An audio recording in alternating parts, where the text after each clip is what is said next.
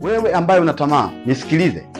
Wewe ambaye una tamaa, inawezekana ukimtazama jirani yako unamwazia mabaya, unamwazia kumuua. Nataka nikwambie neno hili unielewe.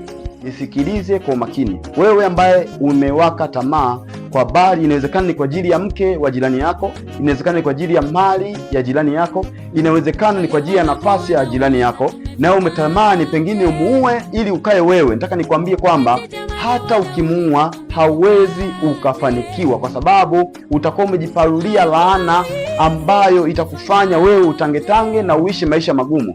Nafasi ya jirani yako ni ya kwake, nafasi ya jirani yake ni ya kwake, na nafasi yako ni ya kwako. Hata ukimuua, hata ukamuondoa, haitabadilisha iliyo nafasi ya ndugu yako iwe nafasi yako. Mtumishi wa Mungu, jiamini, liko jambo ambalo Mungu ameweka ndani yako. Jichunge usiwe na tamaa, jichunge usiwaze mabaya kwa habari ya jirani yako. Neno moja nakwambia ni kwamba usiruhusu moyo wako uwe na tamaa.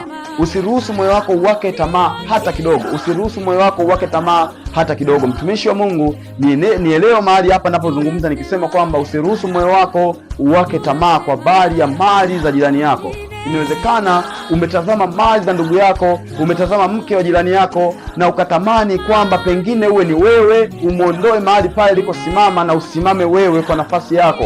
Nataka nikwambie, kwa kumuondoa huyo mtu ambaye amesimama katika uchumi huo, kwa kumuondoa mtu ambaye amesimama katika fremu hiyo, haitafanya wewe basi ndio upate na uweze kuendelea. Kitu kimoja nikwambie ni kwamba jiamini, liko jambo ambalo Mungu ameweka ndani yako, na sio na sio kutamani jambo la mtu mwingine.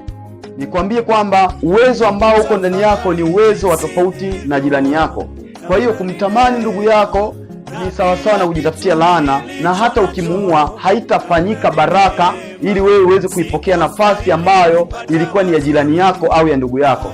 Nataka nikwambie, kumbuka stori ya Kaini na Habili. Hata baada ya Kaini kumuua ndugu yake Habili, hakuweza kufaulu kuchukua nafasi yake, bali alipokea laana. Kwa mafundisho kama haya, usiache kusubscribe na kucomment katika chaneli yangu, na Mungu wa mbinguni atakubariki. Kwa majina yangu naitwa Samson Daniel Nyato, mtumishi wa neno la Mungu, na Mungu wa mbinguni atakubariki.